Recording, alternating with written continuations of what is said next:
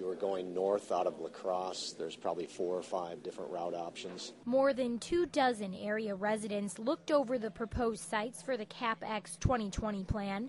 The 150-foot tall lines will stretch from the Dakotas through Rochester, then possibly through La Crescent and La Crosse. To bring the wind, the energy from these wind farms and wind turbines to the places where people need the electricity, you need to build transmission lines. The current system is more than 30 years old. Excel says without an update, the lines will not be able to meet the growing demand. The system is running out of gas. It needs to be beefed up, needs to be expanded. Members of the Citizens Energy Task Force disagree. They say energy use is declining. These $2 billion transmission lines just aren't needed.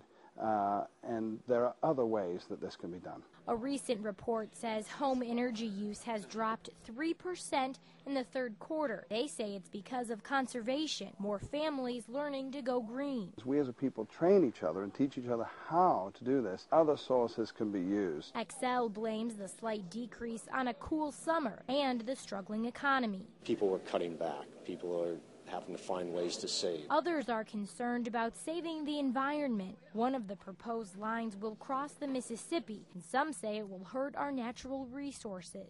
The marsh is very valued by the people of Lacrosse. Its biodiversity is important. The scenery is important. The safety of the marsh is very important. Excel seems to have the answer to everything. They say the power lines will be placed in existing corridors where current lines stand. In some cases, we can take down an old transmission line and put a new one in its place. Excel has it all mapped out after weighing opinions like Marines. Is something that will affect the economic value and the dignity of Lacrosse. The company will propose 2 routes. Ultimately, it's up to each state to determine which ones, if any, to follow. In La Crescent, Shelby Cloak, News 19.